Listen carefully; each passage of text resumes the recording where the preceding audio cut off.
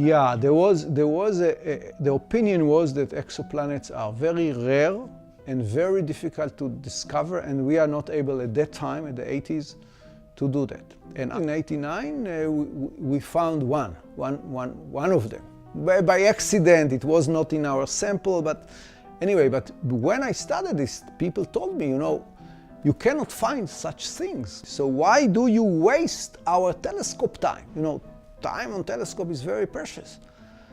You are looking for something that is not existing. But I insisted based on this notion. The fact that we don't know of anything, it doesn't prove that it doesn't exist. So you have to try, and this is it. Listen, I tried many other things that I didn't find.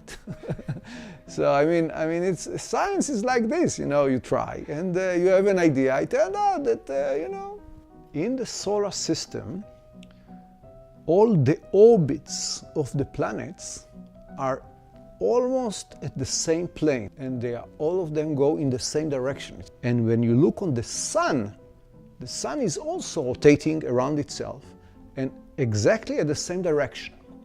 And that means that they were formed from the same kind of cloud that was rotating in a certain direction, and this is what you expect from the paradigm of how planets were formed. But there are exceptions. And it's not one and not two and not three. There are many exceptions. It's a surprise. And it's good. Because surprise in science, it's an opportunity to open your mind and think differently. If there would be no surprise, science will be very boring. Science goes like this. Science is, there is accumulation of information, of data, and then there is one genius that comes and breaks the old paradigm and starts a new one. This was like Copernicus or Darwin. You know, science is like you walk in a room and the room is dark and you are moving to find the switch of the light, and you move. And it can be a long process. And then suddenly you hit the button, pow, and you can see the whole room. And then what you do? You move to the next room, which is dark again, and you again look for that. Sometimes the scientists persuading themselves to see something that they would like to see that will fit the paradigm. That's true. For example, you know, astronomy. They were very clever people, but they made mistakes for 2,000 years. They believed that the Earth is in the center, and the sun and the planets are moving around the Earth.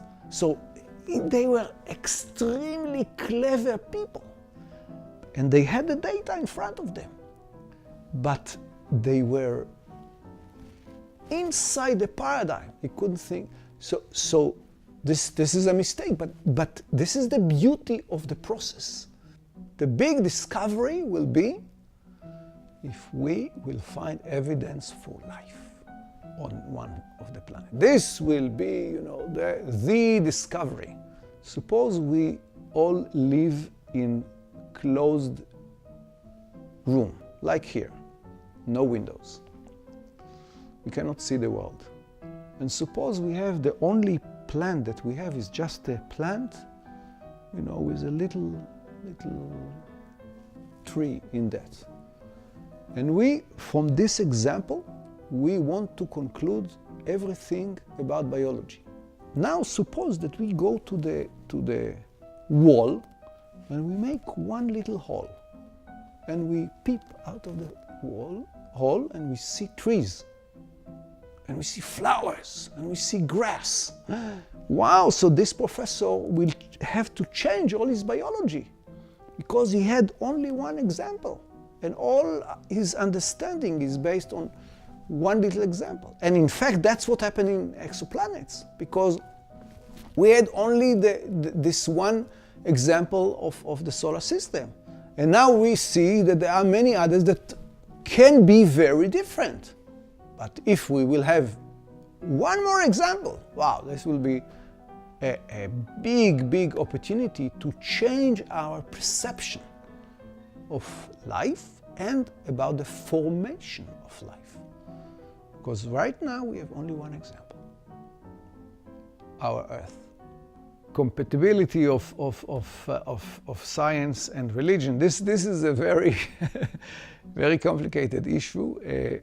Obviously, because I am a scientist and because I am a believer, and not only a believer, but an observant Jew, so I think it's compatible. Otherwise I would have to to quit either science or my religion. So for me, there is no problem.